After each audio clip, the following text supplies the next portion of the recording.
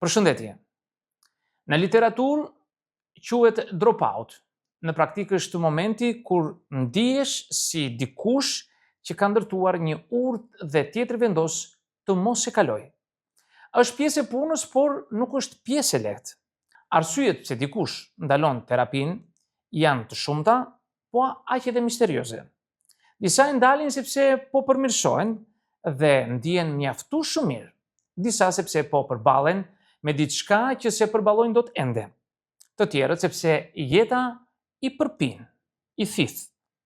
Punë, fëmijë, lodhje, mungesë kohe, mungesë parash, ose thjesht sepse se durojnë më procesin e thellë të përballjes me veten. Ka dhe raste më delikate.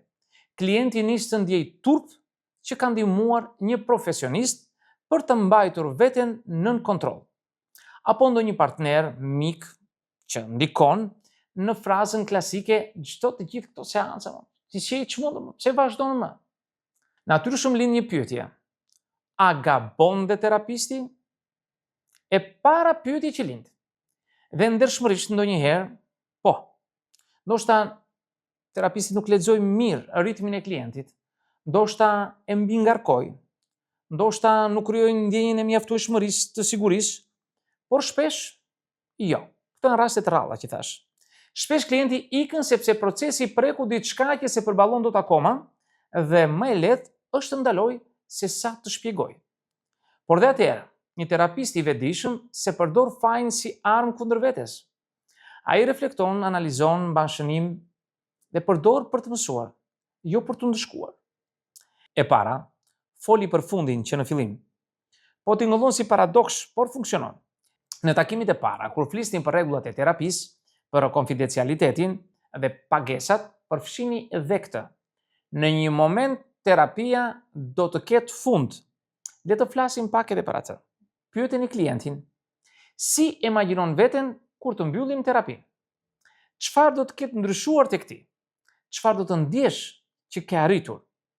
Ky lloj dialogu krijon një kornizë, e bën klientin të kuptojë që terapia nuk është një bisedë e pafund, por një proces me fillim, zhvillim, rrugë dhe mbyllje. Dhe kur arrin momenti i ndarjes, nuk është më traumatik, por i kuptueshëm. Në shumë raste, klienti largohet pikërisht sepse nuk e di çfarë është fundi i suksesshëm. Në mungesë të qartësisë, çdo largim i ngjan dështimit. Ndaj parapërgatitja që në fillim është pjesa e higjienës profesionale. E dyta kërkon feedback, sinqerisht, jo formalisht. Shumë terapistë pyesin si po ndihesh me procesin, por në zë kanë tonin e dikujt që pret përgjigjen shumë mirë faleminderit. Në fakt duhet të jetë një pyetje e vërtetë, me hapësirë për përgjigje të pakëndshme.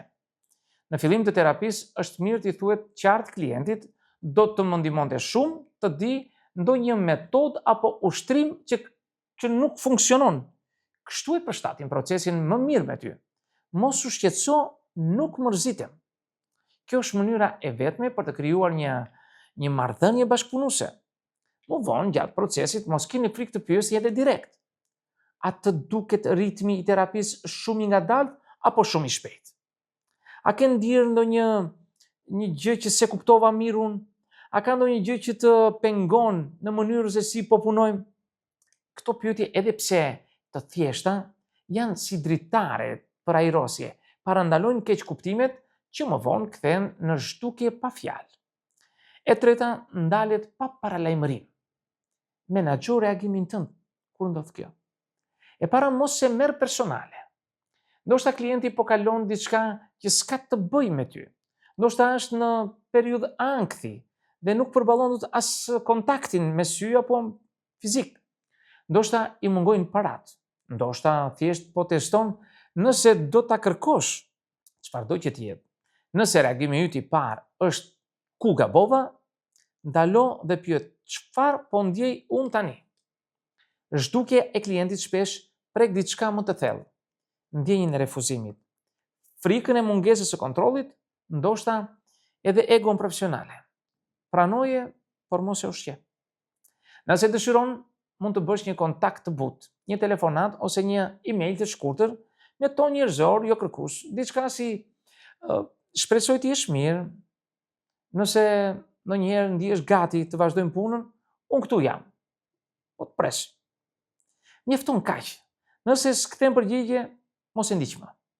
Ideja është t'i tregosh që dera mbetet e hapur, jo të tërheqish me forcë brenda saj.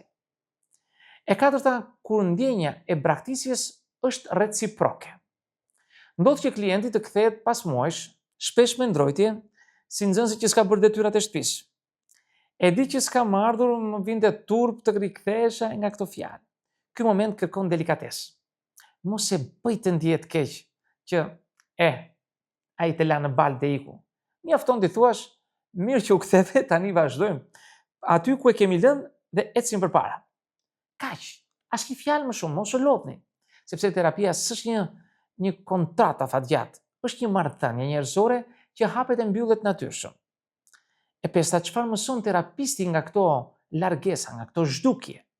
Çdo klient që ikën lë pas një mësim. Një terapist që vërtet rritet profesionalisht e përdor këtë për të forcuar vetëdijen dhe pyet veten: a kam komunikuar qartë qëndrimin tim? A kam qenë i pranishëm emocionalisht? A e kam respektuar ritmin e tjetrit apo e kam tërhequr me tonin duke i thënë ai si do ecim përpara? Nëse përgjigjet janë të sinqerta, çdo largim bëhet një mësim, jo një plagë. Në fund terapia është një udhëtim me 2 pasagjerë, por me një timon të përbashkët. Ndonjëherë dikush zbret më herët. Kjo do të thotë që rruga nuk vleti. Do të thotë që aq i duaj për momentin. Dhe si përfundim do të thosha, kujdesi mbetet. Me rëndësishmja që mund të bëjë një terapist është ta bëjë të qartë se kujdeset. Jo në mënyrë melodramatike, por njerëzore, me ton, me qëndrueshmëri, me përkushtim, sepse edhe nëse klienti ikën, mënyra si e trajton ti largimin e tij do të jetë ndoshta mesazhi më i thellë terapeutik që do të marrë ndonjëherë. Ti tregosh që kujdesesh edhe kur nuk je i paguar për ta bërë, është prova më e qartë që terapia funksionon. Dhe ndoshta pikërisht për këtë arsye, një ditë ai klient që u zhduk pa gjurmë do të rikthehet, sepse do të kujtoj që dikush e pa, e dëgjoi dhe mbi të gjitha nuk u mërzit që ai u largua.